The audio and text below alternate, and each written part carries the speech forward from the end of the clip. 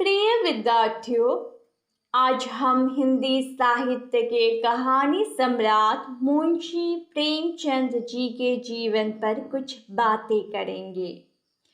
आप सभी ध्यान से सुने।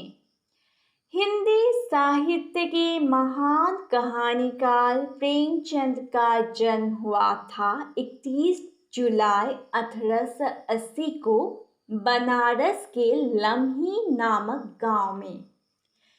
प्रेमचंद का वास्तविक नाम था धनपत राय।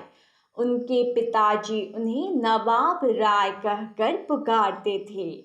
प्रेमचंद का बचपन अभावों से गुजरा हुआ था और इन्हीं अभावों से गुजरकर प्रेमचंद ने बीए तक की पढ़ाई की थी। कुछ दिन शिक्षा विभाग में कार्यरत होने के बाद असहयोग आंदोलन में सक्रिय भाग लेने हेतु प्रेमचंद ने सरकारी नौकरी से इस्तीफा दे दिया और लेखन कार्य के प्रति पूरी तरह समर्पित हो गए। प्रेमचंद ने लगभग 300 कहानियां और 14 उपन्यास की रचना की थी। प्रेमचंद की कहानियां मानस सरोवर के 8 भागों में संकलित है।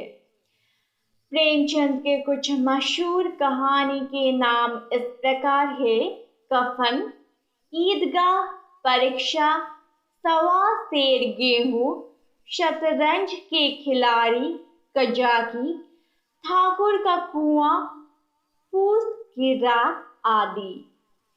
सेवा सदन, निर्मला, रंगभूमि, कायाकल्प, गबन, कर्णभूमि, गोदान आदि प्रेमचंद की प्रमुख उपन्यास है।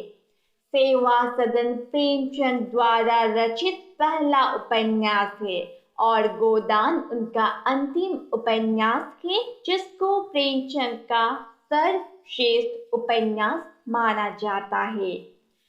प्रेमचंद ने हंस, जागरण, माधुरी आदि पत्रिकाओं का संपादन भी किया था। कथा साहित्य के अतिरिक्त प्रेमचंद ने निबंध एवं अन्य प्रकार का गद्य लेखन भी प्रचुर मात्रा में किया। वे साहित्य को सामाजिक परिवर्तन का सशक्त माध्यम मानते थे। किसानों और मजदूरों की दयनीय स्थिति, दलितों का शोषण, समाज में स्त्री की दुर्दशा और स्वाधीनता आंदोलन आदि प्रेमचंद की रचनाओं के मूल विषय हैं। वे मूलतः समाज सुधार और राष्ट्रीय भावना से प्रेरित थे, जो अपने समय की सामाजिक तथा राजनीतिक परिस्थितियों का पूरा प्रतिनिधित्व करता है।